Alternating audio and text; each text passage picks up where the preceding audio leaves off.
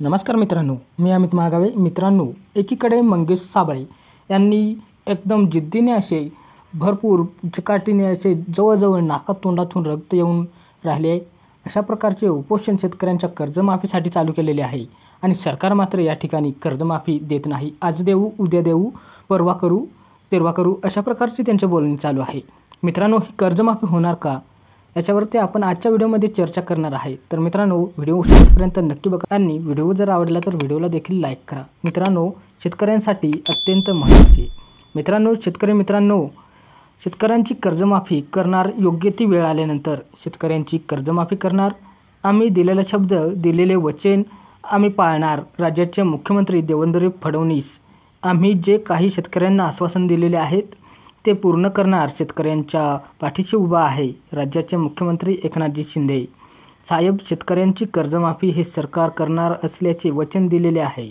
राज्याचे उपमुख्यमंत्री अजितदादा पवार आत्ता राज्याचे सर्व आम्ही योग्य ती वेळ आल्यानंतर कर्जमाफी करणार आहे.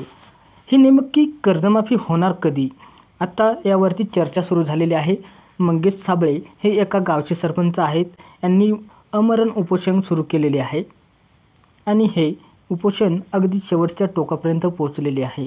मित्रांनो, वारंवार असे सांगत असताना आम्ही दिलेले वचन पूर्ण करणार, आम्ही दिलेले आश्वासन पूर्ण करणार. निवडणुकीची पूर्वी आणि निवडणुकीनंतरही त्याच माध्यमातून ग्वाही दिलेली असते, असेच आश्वासन दिले जाते. मित्रांनो, आता जे शेतकऱ्यांची कर्जमाफी प्रतीक्षेत आहे, जे शेतकरी नैसर्गिक आपत्तीतून बेहाल आहेत, अशा शेतकऱ्यांची सुद्धा मागणी आहे की शेतकऱ्यांची कर्जमाफी व्हावा. मित्रांनो, 2025मध्ये जर बघितले तर आपण या ठिकाणी शेतकरी पूर्णपणे कोलमडलेला आहे. शेतकऱ्यांची अतोनात अशी नुकसान शेतीची झालेली आहे आणि शेतकऱ्यांचे काही दिवस देखील आत्ता काही वर्षाचे काही काळ या ठिकाणी भरपूर काही बिकट परिस्थिती झालेली आहे. मित्रांनो, या ठिकाणी आता निघण्यासारखं जमिनीतून फक्त कोरडं काहीच नाही, सगळं काही भिजून गेलेले आहेत.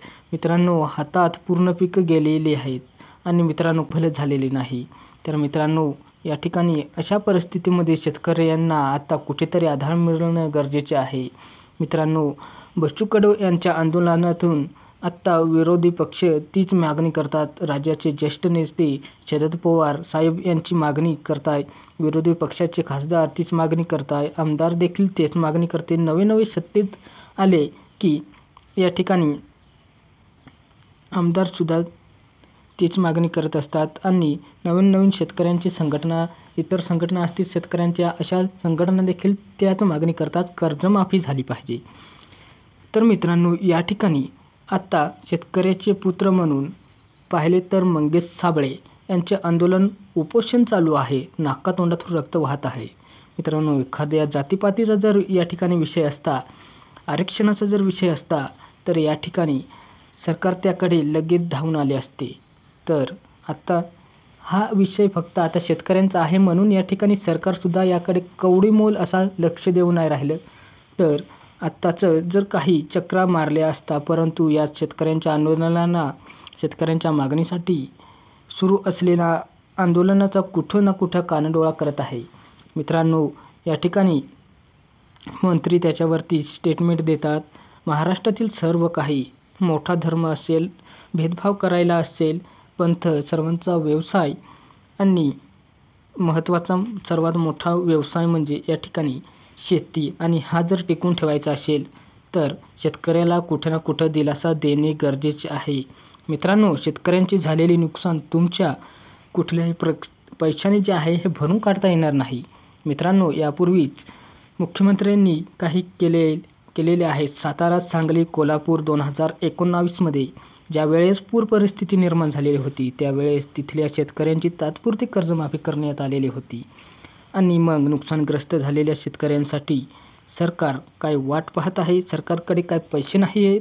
सरकार कुणाला घाबरून बसलेले आहे की सरकारची परिस्थिती नाही आहेत? अशा प्रकारचे मोठमोठे प्रश्न या ठिकाणी सरकारवरती काढले गेलेले आहेत. तरी देखील या ठिकाणी कर्जमाफी करण्याचा एकही शब्द त्यांच्याकडून निघालेला नाही. मित्रांनो, हे राज्य चालवण्याची तुमची जर काही गरज आहे तर ते चालवू शकतात. त्यांच्याकडे द्या, त्यांना देखील संधी मिळेल. ते देखील एक कर्जमाफी करण्याचा प्रयत्न करून बघतील अशा प्रकारची या ठिकाणी भरपूर काही पूर्वी देखील काही नेत्यांनी करून बघितलेले आहे.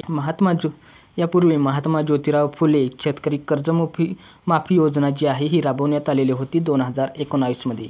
मित्रांनो, राज्यात नुकसानमध्ये झालेले काही शेती असेल असे अनेक राबवणारे स्वतः दादाजी अजितदादा आहे, असे राबवणारे स्वतः अजितदादा पवार आहेत आणि त्यांनीही सत्तेत असताना त्या घडीला कुणाची कर्जमाफी करण्यापेक्षा इतर मोठमोठे पॅकेज जाहीर करण्यापेक्षा काहीतरी योजना तात्पुरत्या स्वरूपात आता समजा एखादा कुठे ना कुठे तरी लाभ दिलेले जातात. परंतु जर काही नैसर्गिक आपत्ती आली, काही राज्यावरती गंभीर परिस्थिती आली, त्यावेळेस त्याकडे लक्ष देणे आणि तिकडे पाहिजे तेवढा वेळ देणे गरजेचे आहे. अशा काही गंभीर परिस्थितींना इतर योजनेचे लाभ इकडे तिकडे केले जातात. उदाहरणार्थ आपण लाडकी बहीण असेल त्यांचेच लाभ इतर जे संजय गांधी निराधार योजना, इतर निराधार योजनेचे लाभ इकडे तिकडे वळवले जातात. त्याचप्रकारे काही लाभ या ठिकाणी का वळवता येत नाही का?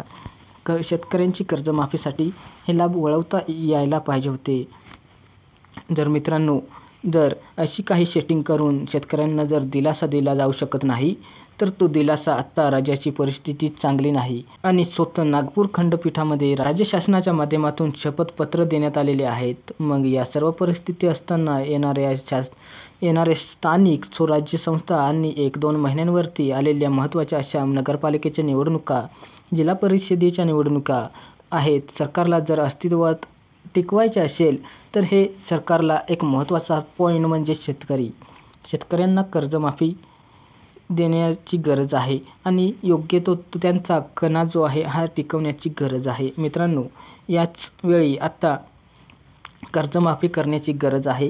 शेतकऱ्यांना एक दिलासा आणि कुठल्याही प्रकारची नुकसान भरपाई देणेही गरजेचे आहे. मित्रांनो, जर आपण या ठिकाणी बघितले तर नुकसानग्रस्त झालेल्या शेतकऱ्यांची कर्जमाफी आणि कुठल्या प्रकारची नुकसान भरपाई तुम्ही जर 8,000, 5,000, 20,000, 15,000 असे तात्पुरती जर दिले तर त्यामध्ये शेतकरी फक्त बियाणेच खरेदी करू शकतील.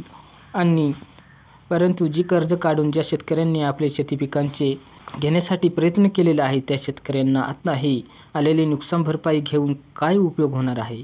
जर ते नुकसान भरपाई घेऊन दुसऱ्याचे घेतलेले कर्जच परत द्यायचे आहे तर त्या शेतकऱ्यांना बाकी काय उरणार आहे? तर मित्रांनो, ही जर कर्ज इकडे तिकडेच फिरवायची असेल तर कर्जमाफी होऊनही गरज काही उपयोगाची नाही. जर मित्रांनो, याकडे जर गांभीर्याने सरकारने कुठलेही लक्ष घेणे गरजेचे आहे आणि ह्या आंदोलन सुरू असलेल्या मागण्या पूर्ण करणे गरजेचे आहे. कुठे ना कुठे प्रतिसाद देणे गरजेचे आहे. अन्यथा मोठ्या जाती, मोठ्या धर्माला, पंथाला, व्यवसायाला या राज्य सरकारने आता या राज्याच्या कण्याला दुखावलेले आहे. आणि आता सिल्लोडमध्ये मंगेश साबळे हे एक गावचे सरपंच आहे आणि हे सरपंचानी एक सर्वसाधारण शेतकऱ्यांचा मुलगा आहे आणि हा ओला दुष्काळ जाहीर झाला पाहिजे. शेतकऱ्यांची कर्जमाफी झाली पाहिजे. शेतकऱ्यांना जे नुकसान झालेले आहेत ते भरून निघले पाहिजे. कमीत कमी 50,000 रुपये हेक्टरी अनुदान शेतकऱ्यांना मिळालेले पाहिजे. अशा प्रकारचे आंदोलन आता या ठिकाणी सुरू आहे.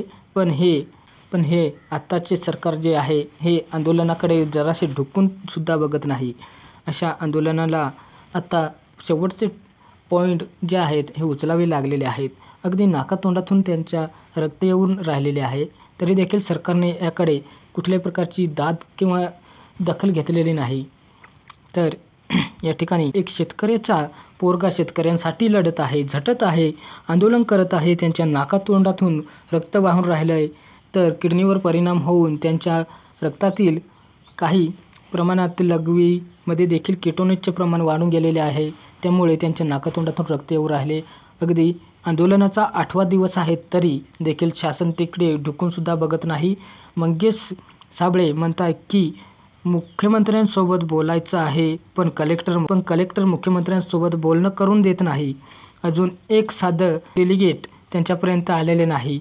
लाजिरवाणीची गोष्ट आहे. देशाच्या शेतकरीचा जो मुलगा आहे, जगाचा पोशिंदा आहे, त्यांच्यावरती अशा प्रकारे वेळ येत असेल अशा शेतकरी मित्रांना अगदी एकजूट यायला पाहिजे होते आणि त्यांच्यावरती चांगला भव्य असा मोर्चा काढण्यात यायला पाहिजे होते. मित्रांनो, यामध्ये जर आपण बघितले तर सरकार या ठिकाणी धिक्कारपणे असे का करतो? सगळ्यात महत्त्वाचे म्हणजे माझी मागणी राहिली की माझा या ठिकाणी शेतकऱ्यांच्या त्या मालाला हमी भाव भेटला पाहिजे.